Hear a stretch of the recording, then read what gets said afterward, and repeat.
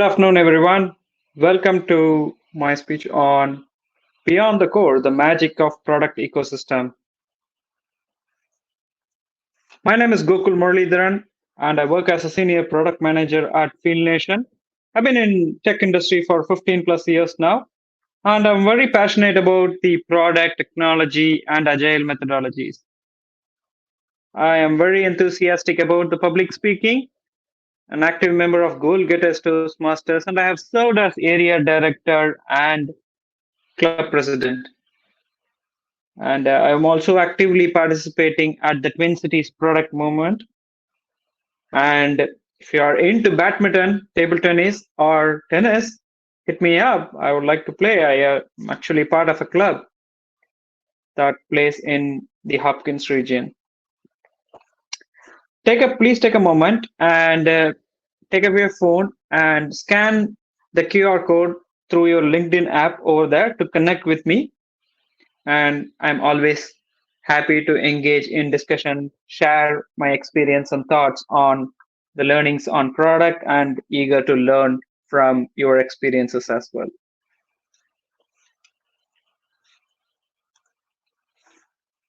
What is Field Nation, the company I work for? Field Nation is a leading on-site talent platform connecting companies and service professionals to get work done. And a few products that we have at Field Nation are talent discovery and management, workflow management, market smart insights, client integrations, ecosystems, platform enablement, and operations.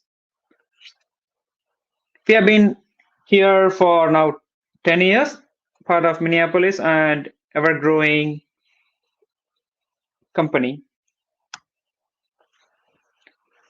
What is ecosystem? My experience as a botanist, I'm just joking. I'm no botanist. I have no experience in natural ecosystem. But we can take and learn a lot from the nature's ecosystem. What does it do? It does three main things. One, it promotes biodiversity. Two, it aids each other's survival. Three, it nurtures and stimulates growth. Now, we all know this. We have learned in our school all about this. But what is products ecosystem anyway? Taking a note from the natural ecosystem, when you look at the product ecosystem, it is evolution of new products that come from a core product or a base platform. Products that are interconnected with each other and complement each other's survival and growth. It also is a mechanism, a method to expand your product offering, both horizontally and vertically. You are now sharing the same set of customers, sharing their values, and address a variety of needs. This also breaks away from a traditional product concept, which always is that I have one product and I want to go with that. This nurtures the sustainability and innovation and vastly reduces the failure. So before I move on to the next slide, I want to take a moment and ask you these questions. So look for a poll that is going to show up.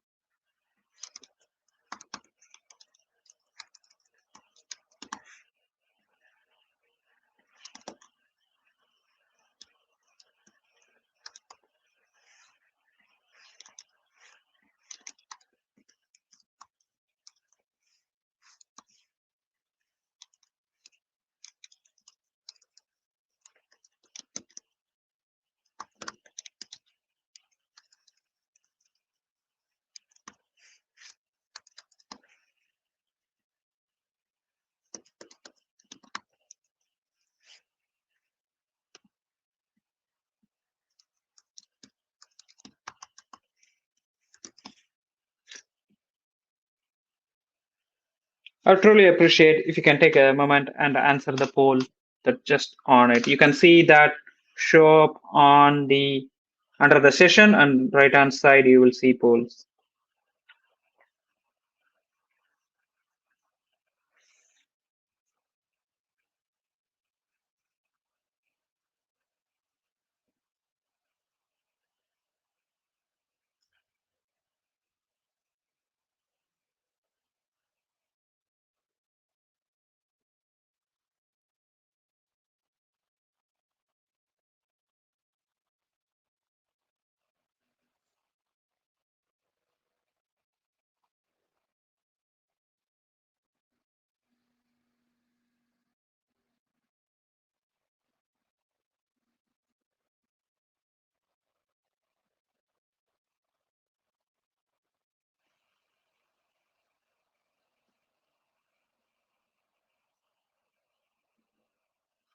I see different answers coming up there. Entrepreneur, technologist, other product leaders, the folks from product management here.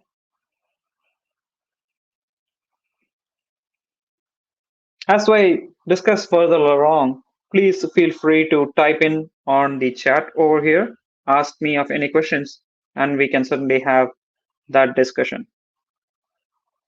Now,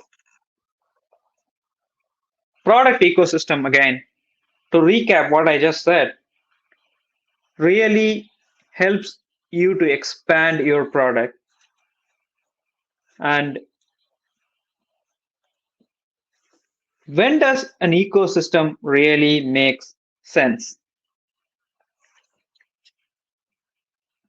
Number one question that you might ask yourself: does it contribute to increasing your company's growth and profitability?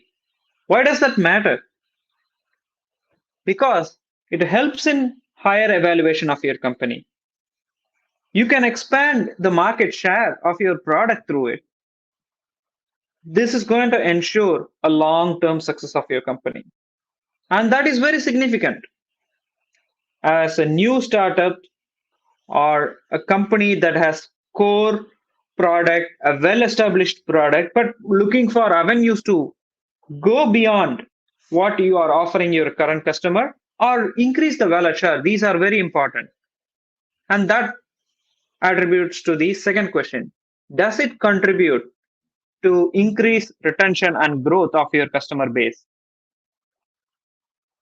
We have, say, captured 95 percentage of wallet share of our customers, and we want to get more. We know they might be doing some business outside of our product, and try to identify what is that. And this adding ecosystems into your product or an ecosystem of products minimizes the churn of your customer base.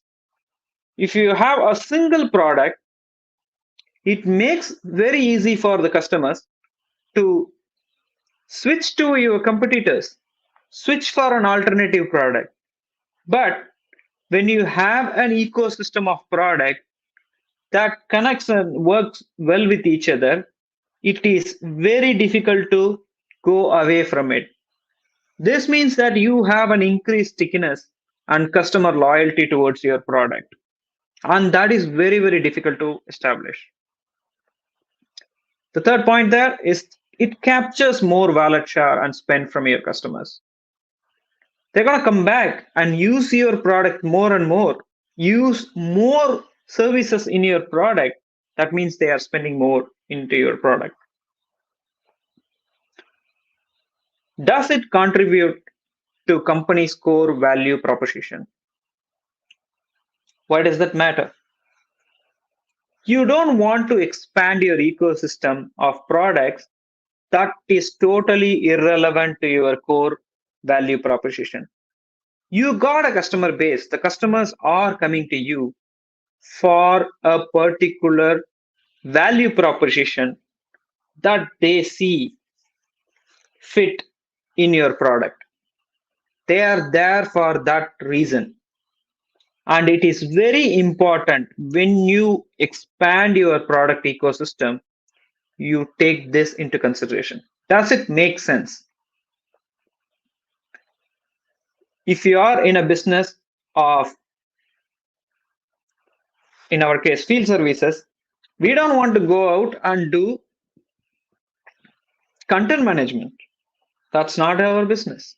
That does not that doesn't align with the core value proposition of what Field Nation does. It's like, would you go and try to order a burrito from Starbucks? That's not their core value proposition. You go to Starbucks to get a nice coffee. And sure, there are varieties of coffees and teas and drinks they might be able to offer. But if they break away from it and try to do something else, that may not succeed. Think about on that aspect. Does it contribute your company's core value proposition? Why is that important again? It ensures the higher customer satisfaction and the return of investment. It aligns with your main product and service offering promise, differentiates you from your competitors. And this is extremely important factor. Every business really shines when you are able to differentiate your offering from your competitors. When your sales team is going to present to an executive level pitching about your product, the first question the persons may ask is that, well, what's the difference? I can use the other product. That unique value proposition is going to be strengthened by expanding an ecosystem of products. The fourth thing that you need to ask yourself, does it contribute to your company leadership strategy and vision? An alignment with this is also extremely important. Why? It will lead to higher GTV of your product, gross transaction value. The unit value exchange needs to get higher in order to really expand your business to the next level. It will definitely help drive business goal, and you want to be aligned with that. Drives towards the initial public offering faster. Companies, the leaderships usually sets targets to reach their IPO. It's almost every company's dream to get to IPO. And having an ecosystem of products is gonna guarantee reaching towards that goal in a faster pace.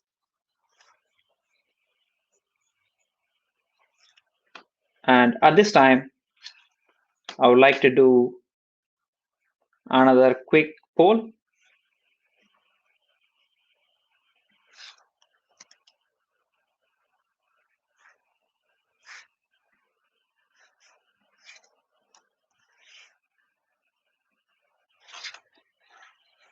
I'd like to understand from you on the poll, do you have an ecosystem play in your company? It's a quick yes or no. Please take a moment to respond to the survey.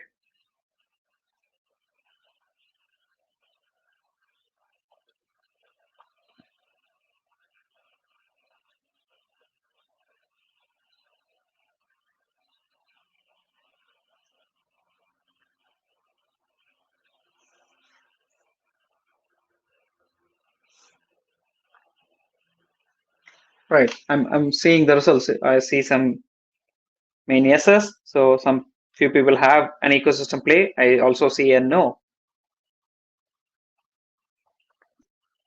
One of the key things to go back and look at your existing ecosystem play is to look at these four questions and see, does that give you a clear answer and direction to expand your ecosystem on your products.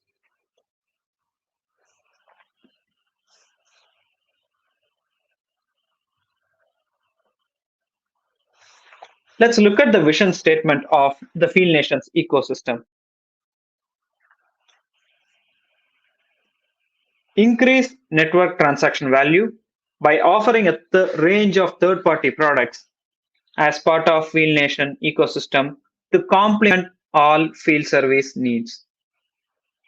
As I was mentioning before when introducing about Field Nation, we are a predominant market leader when it comes to field service talent management. When you need a technician to go on site on demand to go complete a job for you, we would be able to get you connected very easily. Now, we realize and understand that is just one part of the field service system. There is multitude of needs in order to complete a work order successfully. And we recognize that. For example, you want to hire a, a 1099 contractor to go do a job, but you are hit with all sort of requirements from your customer that whoever you're sending needs to be drug tested, background checked. I want you to verify this, verify that. How do you do all this? Now you are blocked with that. And we realize that as a challenge.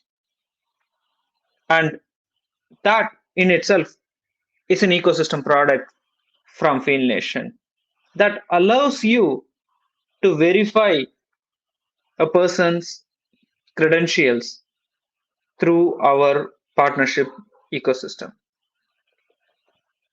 Another example is that you may want to have equipment, you may want to have parts and materials on the site for you to get the service order done. All of these are operational challenges. There's much more. Sometimes you have a big project rollout and you need a project management to be happening on that. You want somebody to come and manage your projects for you. These are a variety of needs that complements and expands the field service. Let's quickly look at the Field Nation's ecosystem on a higher level view. We have technology partners who can bring in a lot of technological solutions as part of our platform. We have vendor partners. I mentioned a few examples before. We have network aggregators who can bring in people from different network and make those talent available as part of Field Nation. We have solution partners who can help package things and get you roll out in the deployments. We have service partners who can come and help with the field service deploy. There's a whole range of identified segments of ecosystem play at Field Nation.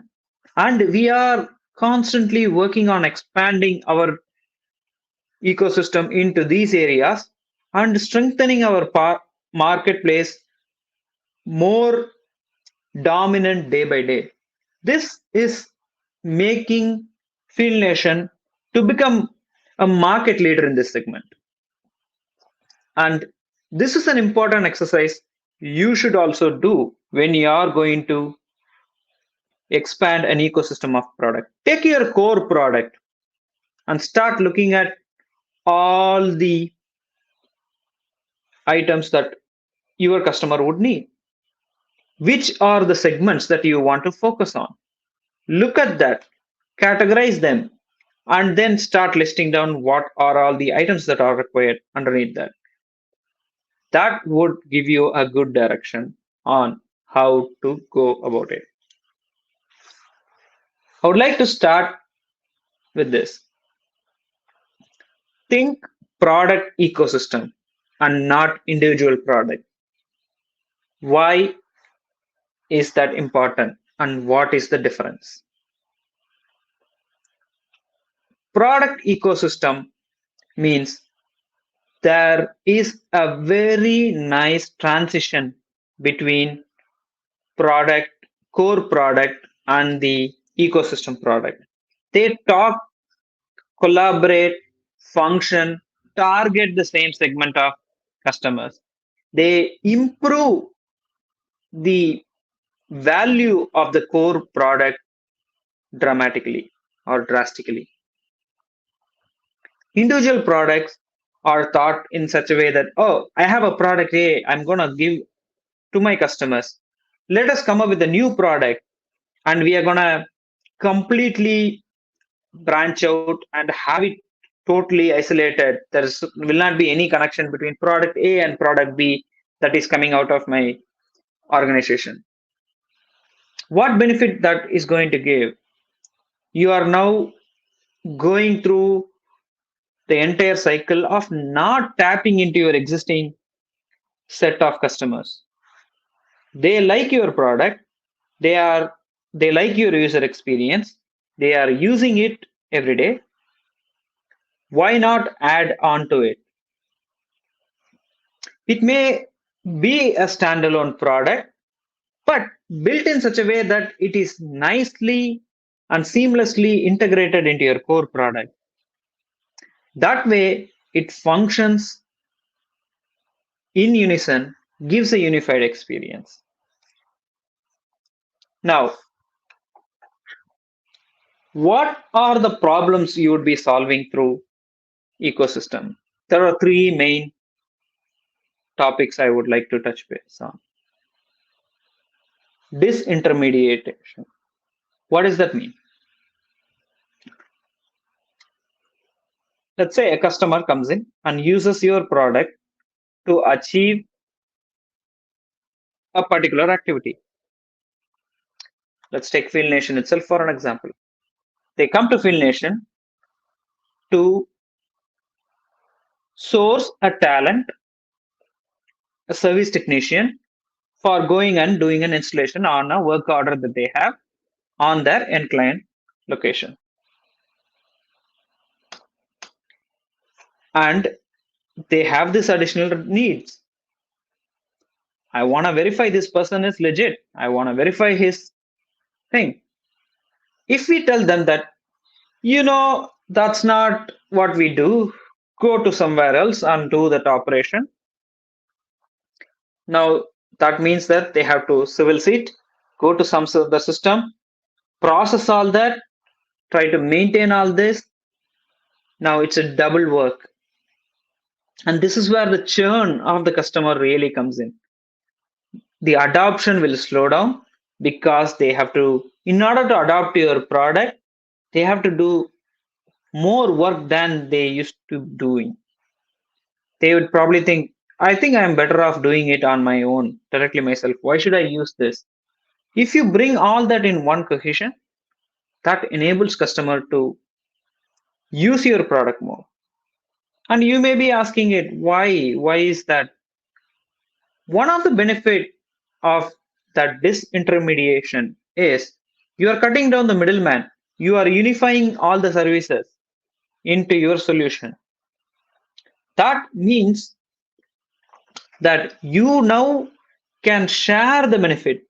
We all know marketplaces really drive the cost benefit across, right? When you are bringing an unified service, you have a better control of it, and the cost is distributed. The cost of onboarding, implementing, everything is shared across your existing customer.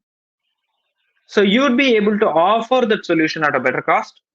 That means the customer gets more value, more cost savings, and it generates revenue for you as well. Think disaggregation. Separated products with unified experience. Now, what that means? Build your products in such manner that it is able to function of its own, but bring in a well interconnected cohesive experience such that When your customers are utilizing your core product, it is easy to access, operate, and utilize your additional product offerings. They need to function in unison. Get that always in design. Dematerialization,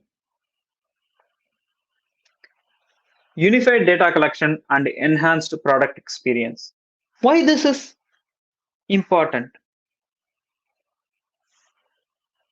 When you take tracking analytics on your core product, that can give you a lot of answers on customer behavior, customer challenges, and customer path. What they are doing, how they are doing, what they are doing. And you may be able to be armed with that data. You may be able to very easily supplement them with this kind of services. For example, let's say you have an invoice management solution built. One of the challenges of invoice management is that I am sending an invoice to somebody. Now, if you don't have a mechanism to collect payment seamlessly and have a different payment seamlessly, that becomes a challenge, right? But when you build an ecosystem product and you can probably partner with someone who can offer, collect different forms of payment and have that offered as a product within your core product, it makes very easy. The customers will start liking into it. Another thing is that build or integrate with a product which can generate digital signature documents. You can send them over, get them signed, right? Get the invoice signed, get the details sent over, digitally signed, have the documentation in place. All of that would really scale up the level of experience to the customer.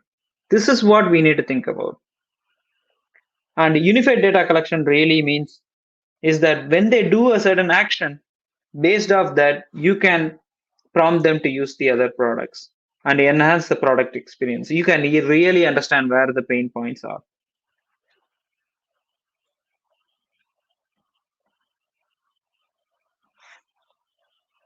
Let's look at two giant businesses that operate really, really well on building ecosystem of products.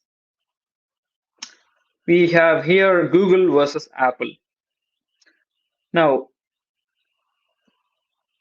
both of them have three dimensions of their ecosystem product. They have platform products, they have software products, and they have hardware products. Google's core value is information and targeting of ads. That's their main business, and everyone knows that. In order to really get there, they are introducing a whole array of these products that work in cohesion with each other. Many would really know that when you get an email about something, automatically there is an ad for you coming out, right? Or when you search for something, it it shows up in your YouTube recommendations. It understands its behavioral patterns and then prompt it. You as a customer now getting a very unified experience. They brought in the software products and then they said, oh, everybody is watching YouTube on their phones. How to make them watch on a big TV? Okay, let's introduce Chromecast.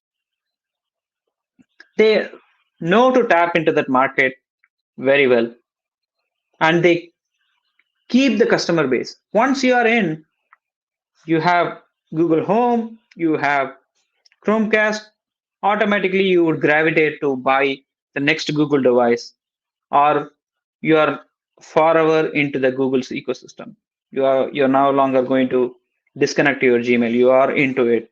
Same applies for Apple. Apple doesn't live on the information like Google does, but their ecosystem play is to continuously make every of their s- hardware devices or software devices work cohesively with each other. When you have an iPhone and we have a MacBook, it communicates very easily. A very recent good example is how automatically your Apple AirPods switch between your iPhone and MacBook. It detects what one you are using and then switches automatically. These are examples of building products that work in unison. And that is how we think on ecosystem. How do we approach this in Field Nation? We use a concept called investment readiness level. And there are four stages to it. Stage zero is building the value hypothesis and a quality business case. That is the first thing you need to do. Take your core product and identify the segments that you want to expand on based on what your customer needs are. And then when you pick a particular problem, start building the value hypothesis and quality business case. Next stage, once you have an hypothesis, this is the problem. This is probably the business we need to go after. Now, stage one, define your adoption. Now, which of my customer base will adopt this? What is the proposed solution? Gauge with a select set of stakeholders and review that. Get that review. Now, stage two, start building something. Put a small prototype out, put a small MVP out, and get some adoption data and see whether that really fits the market. Get that adoption data, see your user behavior, whether they are liking it, does it fit well in their process, does it really complement your core product, get those information. And then stage three, you now establish a market fit. You have now proven that this ecosystem product is really functioning well and your customer base is rapidly adopting to it. That's where you're establishing the market fit. Now prepare for the go to market and scale the product. And this is when the product takes into the next level of becoming an ecosystem product to a product that can stand alone. And that is the opportunity that you have to assess over there. Let's look a little further on how I approach in this aspect. The first thing we do is think like an investor. If you are a product folk, or if you're an entrepreneur, or if you are even a technologist, when you are going to propose to building a new product, the first thing to do is like do your market research. How can you do these things? Survey, customer interviews, market trend, voice of the customers. Find out the market fit. Define your adoption criteria. Do a profit and loss analysis. Do a pricing analysis. Get your price of the product right. Negotiate and create a win-win scenario with your partners and vendors, and have a clearly defined return on investment. Let's look at closely on how to do a market research. You have an opportunity. You realize a particular function or a particular part in your product is missed by a lot of customers. It'll be great if this is there. So now split your research into twofold. Start doing a direct research. Reach out to your customer base, reach out to your stakeholders and partners, and do direct interviews. Collect through voice of the customer. This may be through forums, your sales, or direct inputs from your customer, stakeholders and partners.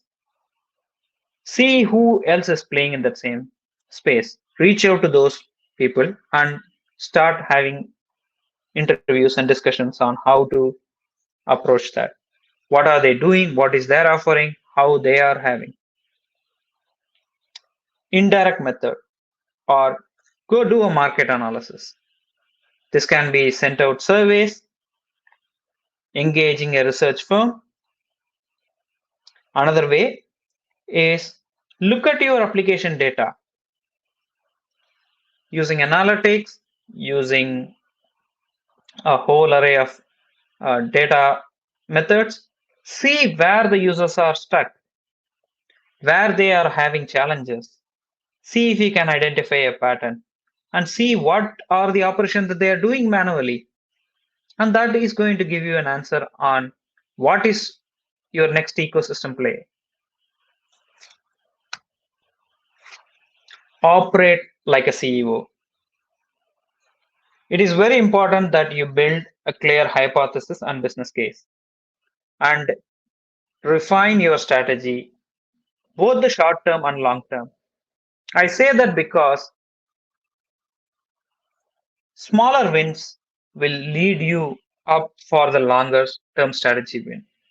So always keep a quarterly goal. To me, it even starts with a sprint wise goal. We have a sprint goal and a quarterly goal and an annual goal and a long term goal. So shorter goals lead up to the longer term goals. Build a strong vendor partnership. Not all products are required to be built in house within your organization. Sometimes it, or I would say many times, makes sense to partner with someone who really do well in that particular offering. Partner with them, bring their product as your product, and combine it and give the offering to the customers. We may be thinking that that's not what we do. We don't resell, we don't. But believe me, that is a very strong and quick way to expand your product and increase the adoption of that with a very minimal risk. There's much more over here, right? You getting a feedback, contingency plan, continuously assessing your risk, creating a go-to-market team, and scale adoption. This is something many of us do not take it very seriously.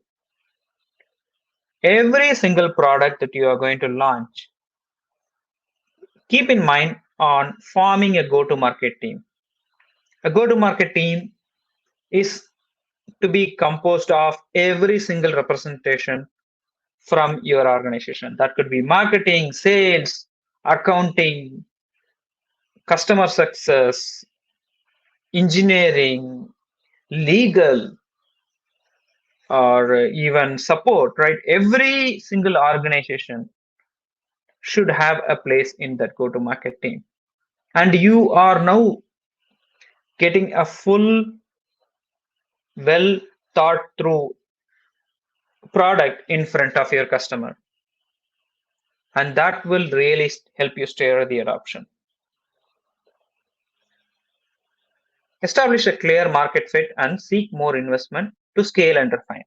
This is again very, very important.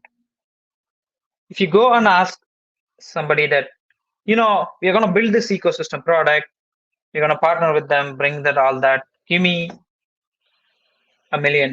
Nobody is going to give us that.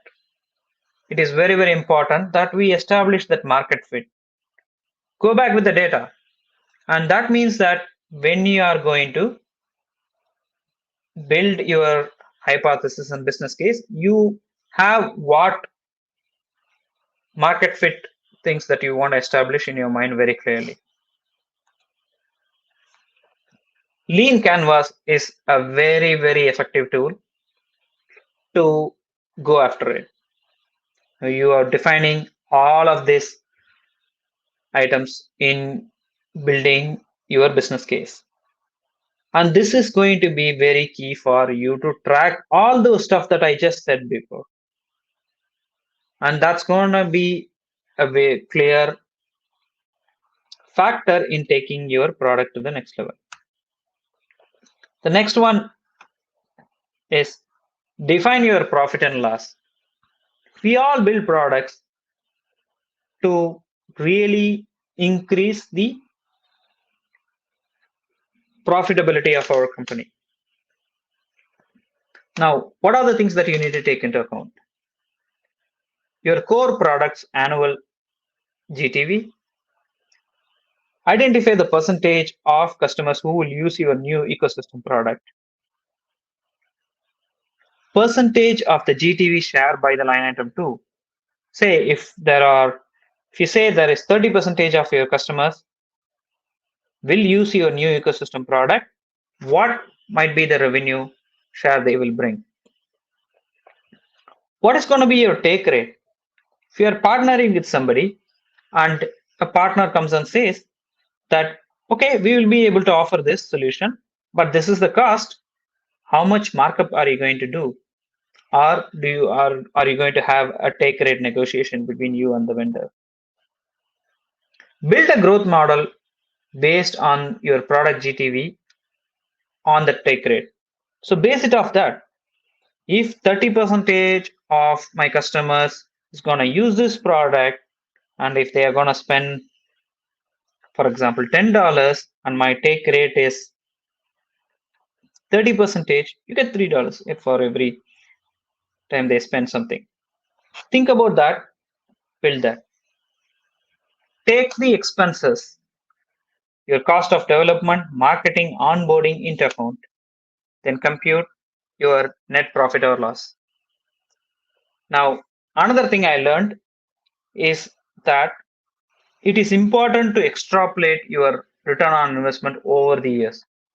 Just don't say, oh, if you're going to have 30% adoption, here is the revenue we are going to get.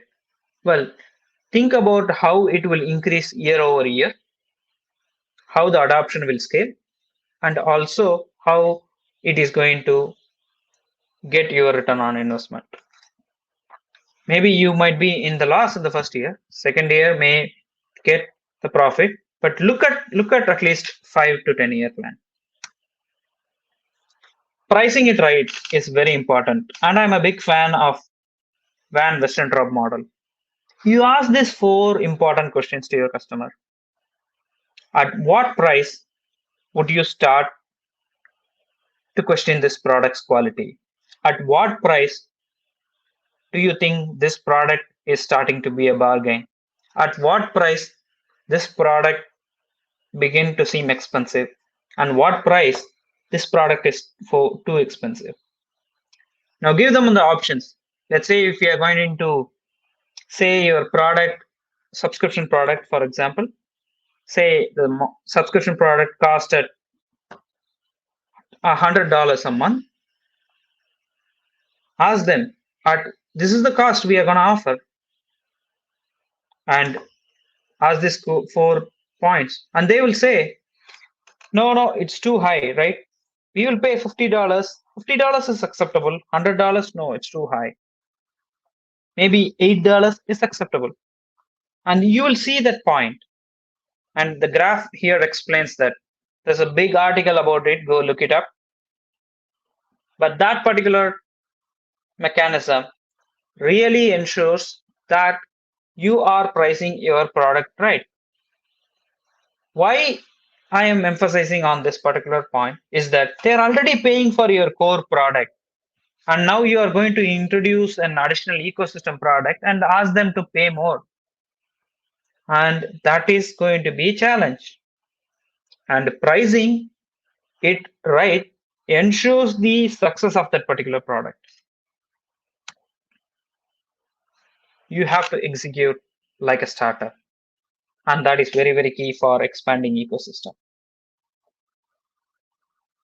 Always a core product in any organization gets all the attention. If you're going to expand something like an ecosystem product, think and execute like a startup. Start small, release a minimum viable product, get your feedback from the customer, identify co-creators. Customer adoption is key. Go talk to directly to the customers. Ask them, hey, we're going to bring in a product. We are going to give you an early access. Would you help us co-create? Give us feedback. Try to use it. Get their feedback very, very closely. It's important that you establish a communication feedback with them. You can use a multitude of communication tools nowadays. For example, we use Intercom for making that communication back and forth with our closed beta customer and have a regular cadence of meeting with the co-creators. Release in quicker iterations. Don't wait for 6 months for the next update of the product to come along. Do faster releases. How you should set up for success when you are working on. I would like to recap these three things again. Price your product right. Evaluate your partnership. Negotiate for a strong vendor partnership. And do not be afraid to become part of another ecosystem. Maybe you have a product and you think that would be a good fit to join another ecosystem of product. Some other core product, you want to join them and give that service. Don't be afraid to do that. In fact, that is one of the greatest model to expand your core product revenue in a higher scale. Forecast your ROI on these three main areas. The direct revenue from your ecosystem product, indirect revenue, which means that does it drive adoption to your core product, increases the GTV of it.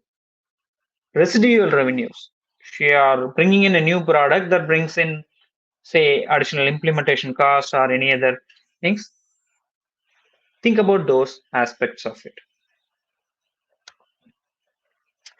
I would like to thank the folks who helped me out, especially from Field Nation team. Wael Mohammed, who's been my mentor and given a lot of inspiration and teaching to me. Lisa Sakwitney, Senior Director of Product, who's been always a guide. Ivy, Mariana, and our marketing team helping me putting all this together, and the entire Twin Cities Startup Week team. And these are the few books and blogs I would highly recommend to go read and get inspired. Beyond the Core, the 4 steps for to the Epiphany, the Lean Startup, the Lean Product Playbook, and Crossing the Chasm, and some of the blogs that I also follow. I would like to leave you guys with this thought. You got to invest the time in figuring out who your product is for, what job it will do, and why users will pay for it. This means you actually talking to people who use your product, who have churned off, and anyone in between. This was said by Rick Minerno, and I also follow him for a lot of thoughts and ideas. With that, thank you. Always, please look at fieldnation.com/careers for any open roles. And I appreciate you being here and listening in.